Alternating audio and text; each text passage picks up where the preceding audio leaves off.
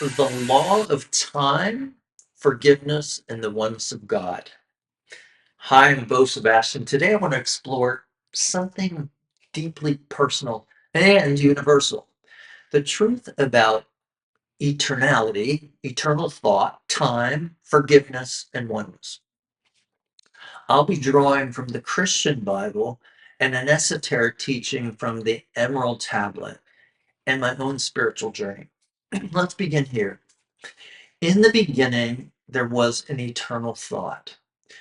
And for that thought to be eternal, time must exist.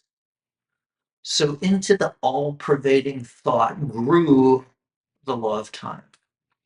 That's from the Emerald Tablet. This line has stirred something in me. It says that even time, what we often see as a measurement of decay, separation, and death, is a sacred law within eternal thought, God's eternal thought, and what I understand as divine mind.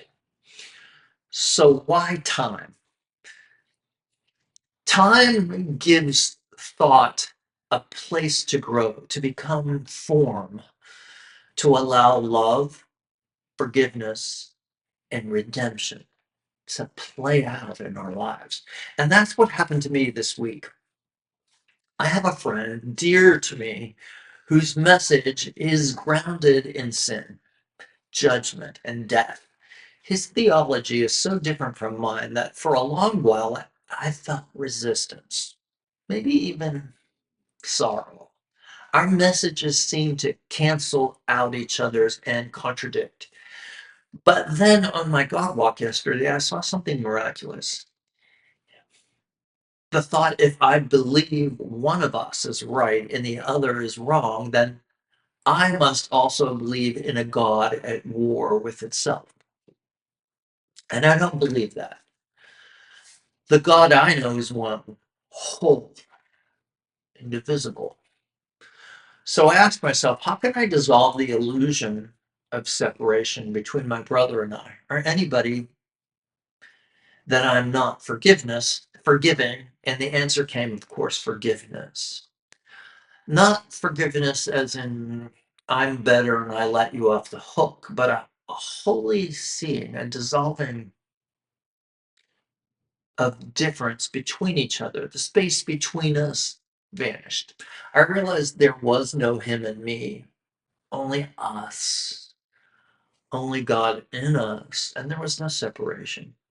Jesus says in John 17:21, Father, I pray that they all may be one, just as you are in me and I am in you, and they also may be in us. That's not poetic, that's metaphor, that's divine reality. Jesus didn't just want us to get along, he wanted us to remember our origin, our oneness in the eternal thought. Like in the book of Acts, Paul says, in him we live and move and have our being. Acts 17:28.